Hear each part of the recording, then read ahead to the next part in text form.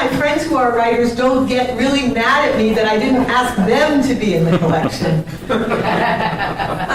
And so I think I thought just as hard and long about what I wanted the collection to be as much as I did, work on the editing of it. And I decided I didn't want to just ask crime writers to contribute, although obviously I was going to ask people like Michael Connolly, who's probably the dean of LA, one of the most wonderful LA crime writers, and a former colleague of mine at the Los Angeles Times. So I knew I wanted people like him, but I just wanted people who wrote in a really wonderful, compelling way about Los Angeles, and whose writing I admired. So I did ask a bunch of mystery writers, but I also asked people like Janet Fitch, who wrote White Oleander, which was turned into a movie, with Michelle Pfeiffer. And of course, when they bought the rights, the first thing they did was take the story out of Echo Park and the east side of LA and move it to Santa Monica. So Michelle Pfeiffer lives in Santa Monica instead of Echo Park and Los Feliz and areas like that. Because as far as Hollywood is concerned, anything east of La Cienega doesn't exist. Even though Hollywood itself is east of La Cienega. So anyway, I really like the way Susan Straight writes. She actually doesn't even write that much about Los Angeles. She is a little blonde woman who writes, who was married to a very large African-American guy and has 3 beautiful daughters.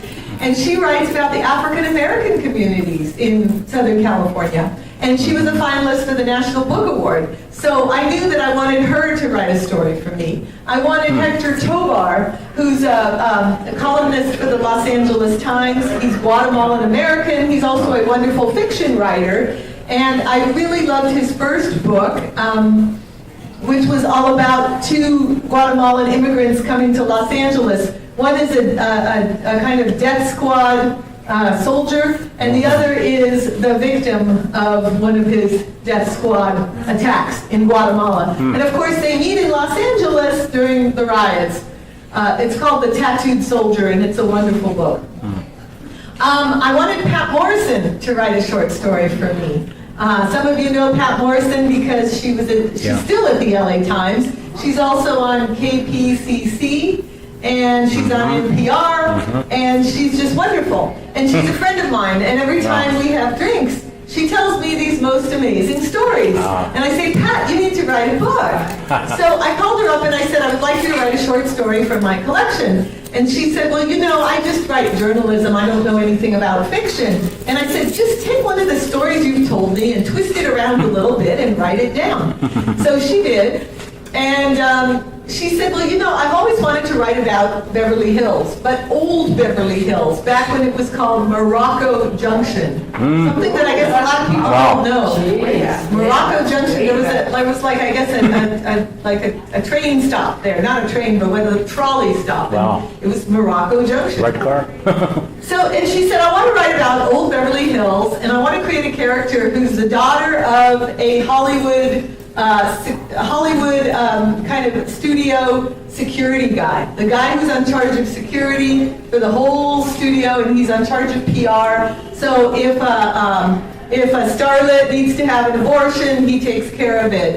If someone's gotten arrested on Sunset Boulevard for hiring a prostitute, he deals with it. And he knows where all the bodies are buried. And of course, there were many people, like metaphorically and realistically. Yeah. And of course, in old Beverly Hills, if there was a murder, the Beverly Hills police had a deal with the LA County sheriffs. And what they would do if they could get away with it, like if some, person just died on the street, they would take the body, the Beverly Hills cops, put them in the car, and take them just right over the border to West Hollywood, which was not West Hollywood yet at the time. It was unincorporated LA territory, which meant it was under the LA County Sheriff's protection and jurisdiction. And so then they would call them up and say, okay, we got a body for you. See, because Beverly Hills needed to keep their reputation up and their crime rates down. And they wanted the realtors to be able to say, we have the safest city in Los Angeles, we haven't had a murder here in 50 years. Well, and some of it was correct, and some of it was because they would take the bodies across the county line. So Pat Morrison wanted to write about all this, and I said, yes, do it. And so she created a character who's the daughter of a studio chief, and she says, I want to contrast like the old money, quiet money, Beverly Hills with the kind of the new, vulgar, flashy Beverly Hills. So the first story she ever wrote is in that L.A. Noire book. Excuse me. For me, as someone who was a reporter in Los Angeles for so many years, I was not a cop reporter, but even so, I was always getting pulled off whatever I was doing to cover a murder trial, or a triple homicide, or a car chase, or teenagers killing other teenagers, because there was just so much murder and mayhem in Los Angeles when I was a reporter. And crime has actually gone down now in the city, and part of it is because youth gangs and crack cocaine have kind of run their course, and a lot of the people in the gangs are either dead or they're in prison. Now, of course, there's new ones coming up all the time, and there's certain neighborhoods you really don't want to go into, especially after dark. But nonetheless, the homicide rate in LA has actually gone down. It used to be when I was a reporter, every Saturday night there would be a knifing at a bar somewhere out in the East San Fernando Valley, Silmar or San Fernando, and you could actually just kind of cut and paste the name and the specifics, but you could keep kind of the general stuff. And there were always shootings, and sadly, I remember doing what we used to call the murder roundup story, which we did on Sunday. Yes. And sometimes there were like 30 or 40 murders, and we couldn't even write about each one. And we would have to sit there and say, okay, the 3-year-old who got shot in the drive-by shooting, that's a separate story. But all these knifings and shootings of gang members, there's like 10 of them. We can't write stories about all 10 of them. We're just going to lump them into one big murder roundup story. So, as a young journalist, for me, it was a real eye-opening thing, and I was young and naive enough to say, look, everyone should get their own story, regardless of who they are or where they live. But the sad reality was, if it was a white girl in Pacific Palisades who got stabbed by her boyfriend, that was going to get more play than someone in the inner city or in East LA. So this was kind of a harsh truth that I had to learn about what is newsworthy in the city. All of this, of course, was raw material and fodder for my books later on down the line. But even though I wasn't a crime reporter, I wrote about a lot of crime. So I understood that world. And of course, LA being the incredible multicultural city that it is today, where something like 90 languages are spoken in the schools, and we have the first world living cheek by jowl with the third world.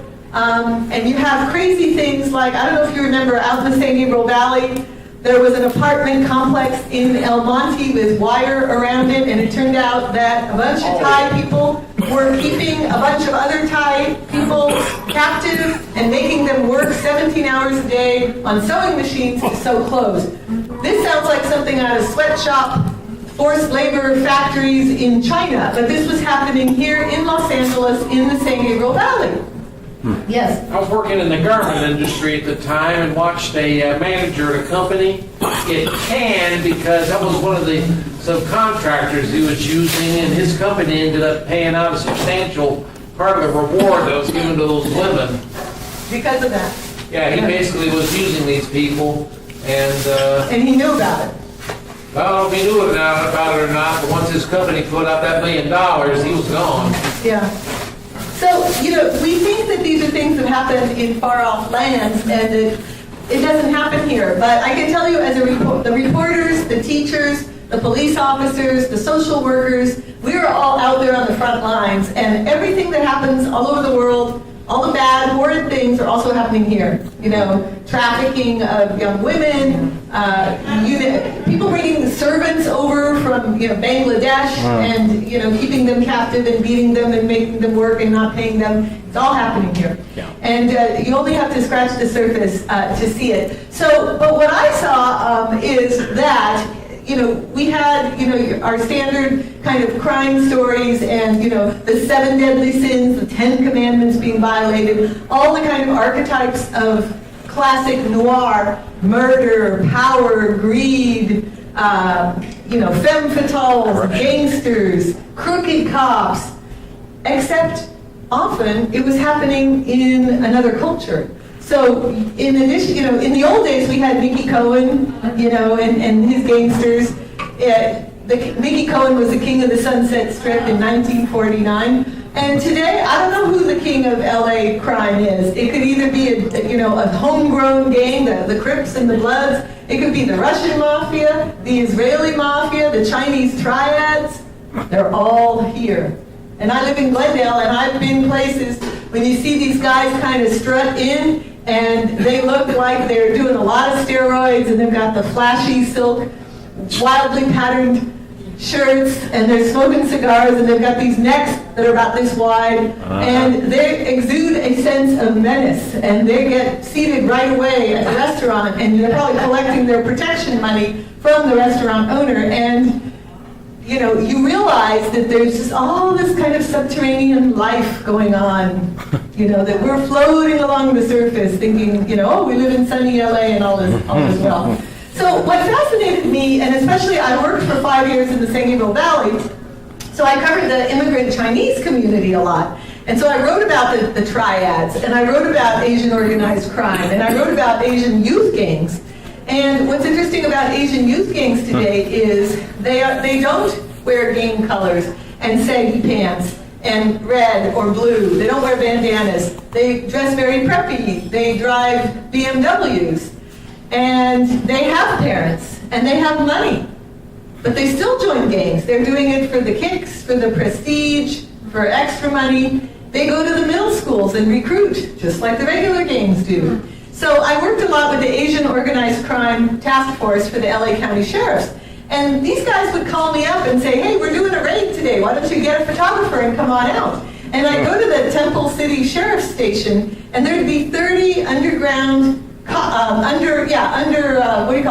undercover cops and sheriffs and DEA and INS, and they'd have greasy hair and ponytails and denim jackets, and they had big fanny packs and motorcycle boots, and they're shoving big guns into their fanny packs, and they're putting on bulletproof vests under their denim jackets. And the photographer and I are looking at each other saying, where's our bulletproof vests? We're going out with you on some raids.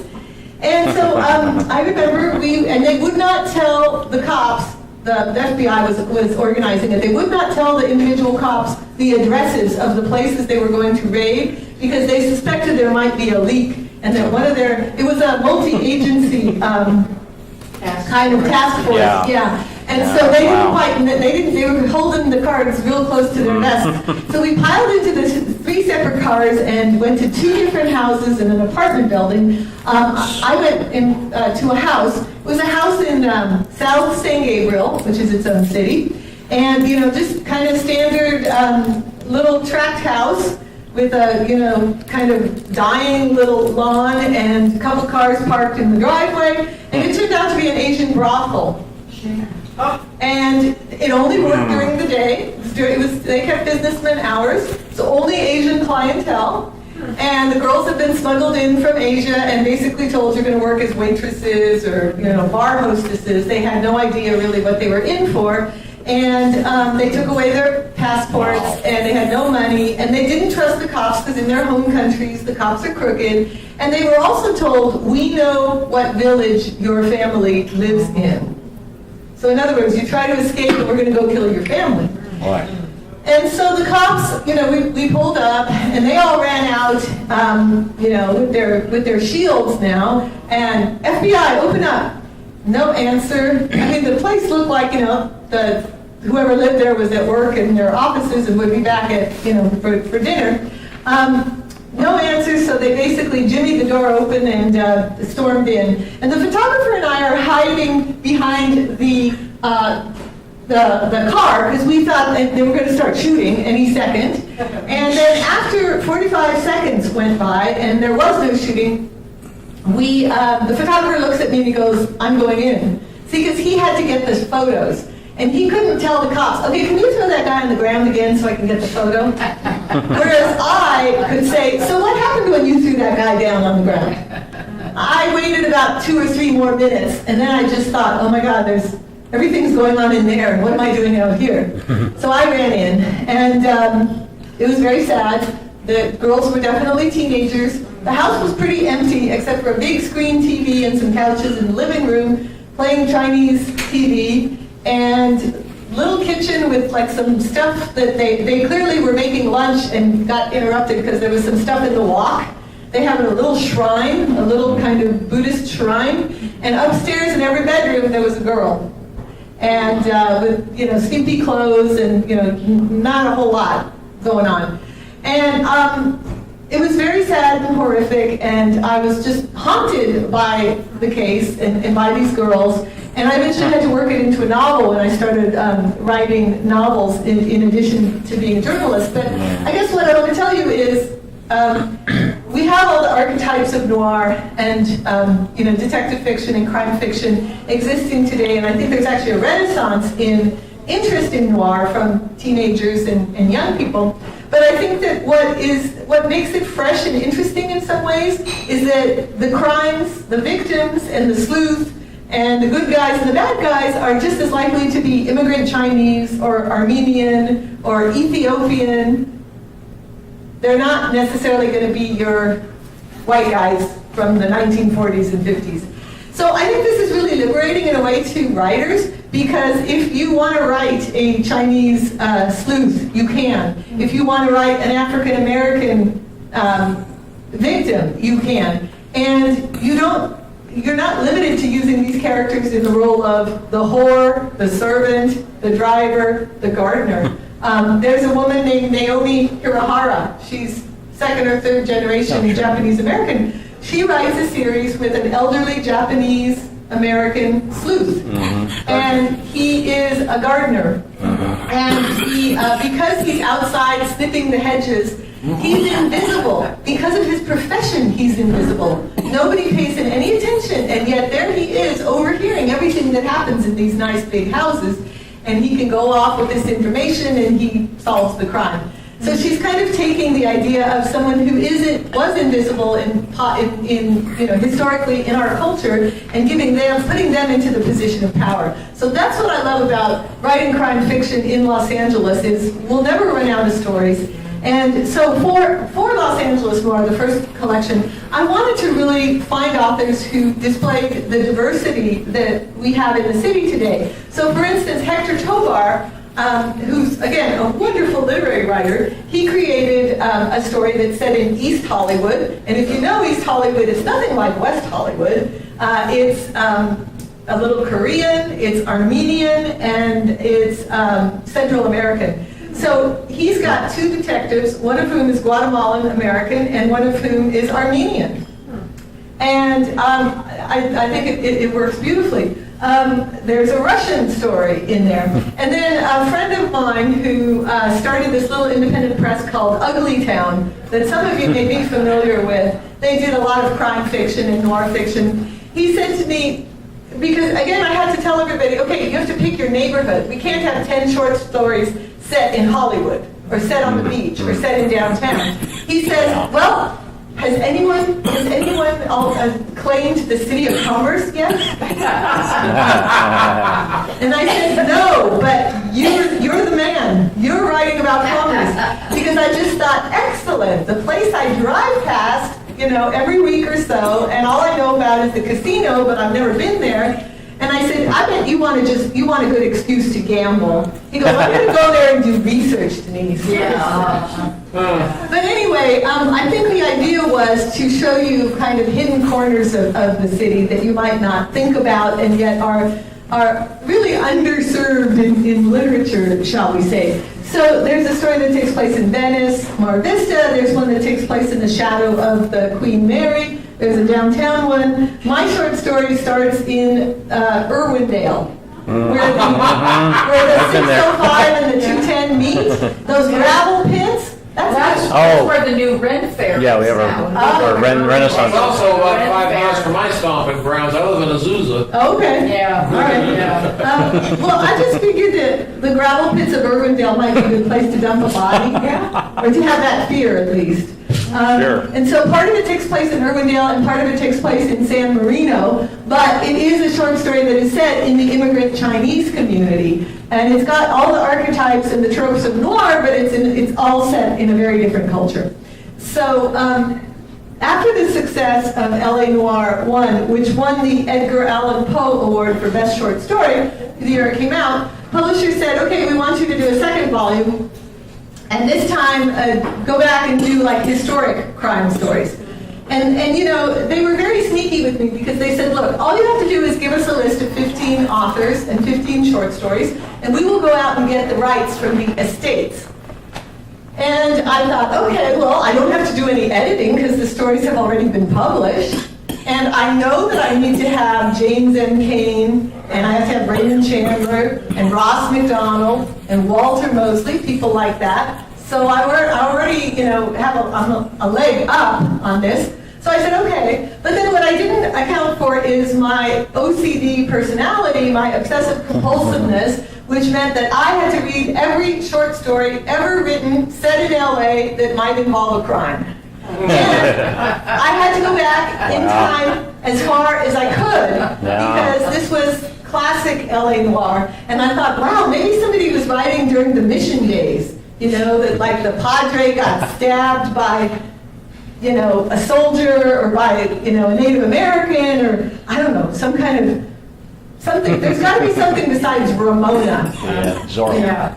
And what I realized after much research and looking at other anthologies and reading up on the origins of kind of Southern California literature is nobody was writing crime fiction here until about the late 20s, early 30s.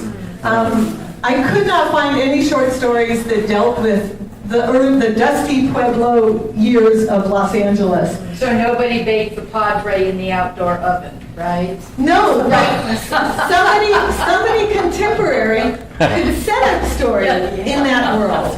Because all we have is kind of these romanticized versions of our history with, you know, the dusky senoritas and the Native Americans who tilled the soil outside of the missions, and the conquistadors camped out, the explorers camped out on the banks of the LA River. So I think this is, you know, really ripe for you know, exploitation.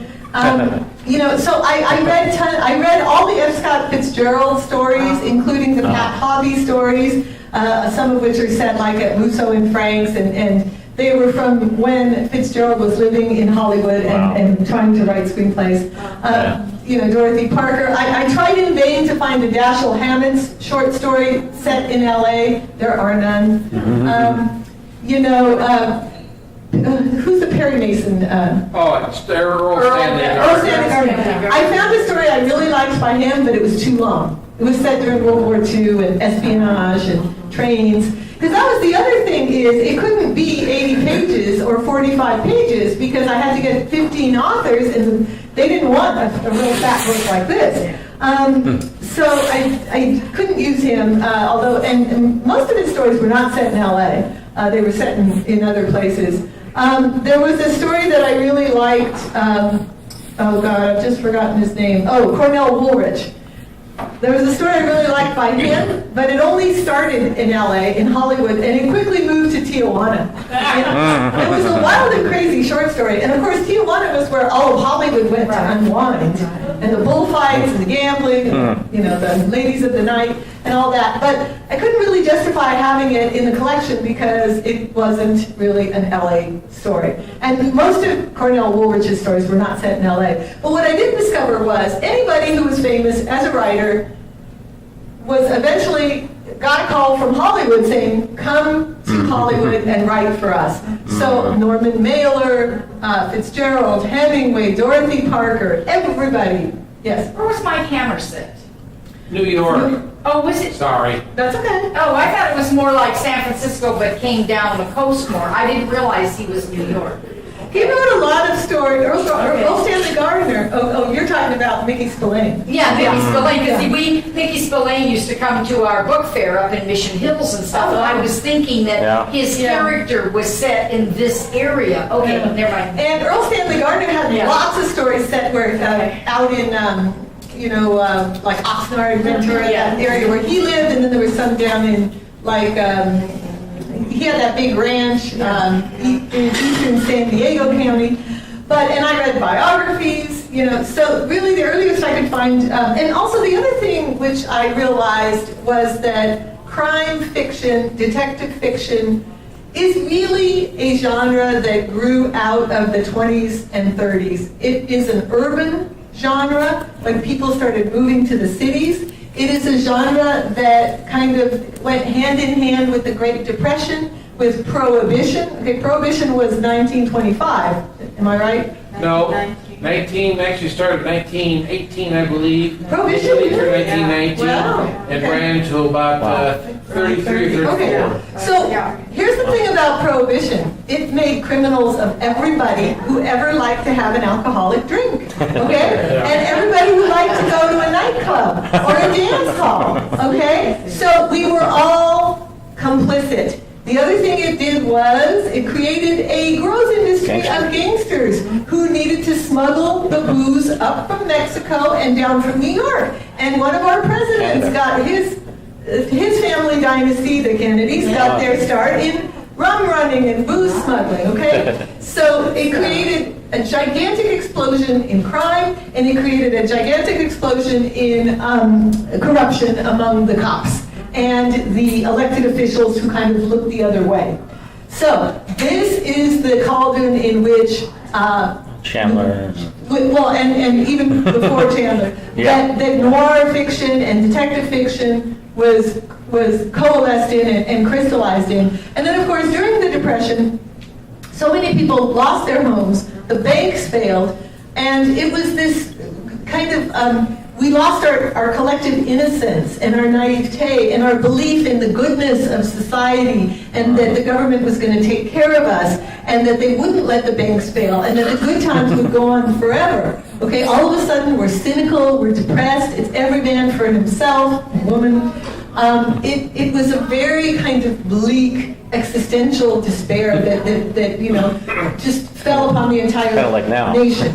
Like now, yeah. Except the banks haven't failed yet. No, Too not late to yet. fail. Why don't they break up those banks before they fail? That's what I say. Is let's bring in Teddy Roosevelt's, monopoly busters Oh, yeah. again. But at any rate, so this is the historical background that you need to understand for the, this created a social, political, economic, and even spiritual, psychological situation where noir flourished. Yes. I might bring in one other quick thing. I think another factor was World War I Right. was a profound shock Yeah. to many people, both in this country and abroad, simply because up to that time, even the American Civil War, as savage as it was, there was still a romanticism attached to the whole idea of war. Yeah. And World War I kind of put paid to that for a lot of people. Suddenly Yeah. they realize that, what's the best of mechanized war? What is it? An exercise in efficient savagery. Yeah. So that's a really good point. They're like The Wasteland by T.S. Eliot. Yeah. Yeah. So that's a really good point. We'll add that to the list. But it all is feeding into the same kind of downward spiral of the American psyche. And this is why people just loved detective fiction from the very beginning. They also, we like to take a walk on the wild side. There's a reason that there's a psychological impulse to look at the car crash on the freeway, even though we know we shouldn't, and we know we should speed right past. But, this is like, we want to see the kind of, the carnage. So, a Hollywood screenwriter was a guy named Paul Kane.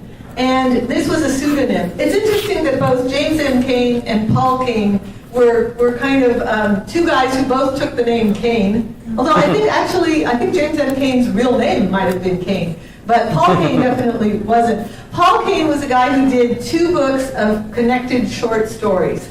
And we were able to get the rights to one of them. And that's the earliest story. It's set during the Great Depression. It's set downtown during Prohibition. Part of it is set in a dance hall. We, of course, needed to include James M. Cain, who wrote Double Indemnity, Post Now, Twice, Mildred Pierce.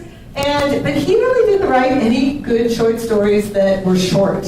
He wrote one called Masquerade, which is set partially in Glendale, but it was too long. It's like 95 pages or 100 pages. But I did find a story that worked for the collection, set in the early 30s. It's a hobo riding the rails coming into Los Angeles, and he has to jump off in San Fernando by the Mission. And then there's also parts of it take place in Lincoln Park. It's very short, and it's very bleak, and I was really happy that we were able to get the rights to it. We were also able to get the rights to a Raymond Chandler short story, which actually predates Philip Marlowe, because Chandler wrote lots of short stories before he started writing novels, and he actually then cannibalized those short stories for the novels that we all know and love. And then he actually tried to suppress the publication, or he tried to make those short stories go out of print because he didn't want people to realize that, number one, that he cannibalized his plots and his characters for the novels, and I think also he felt that they were kind of rough essays on his later more polished work. But nonetheless, they're out there, and I was able to get one. And if you read this story, you will really see the kind of the white knight developing the Philip Marlowe kind of archetype, except in this short story, he's a house dick, which was the kind of private security who worked for the nicer hotels and the resident hotels. And there is a beautiful, svelte, pale-skinned redhead, beautiful woman who this house dick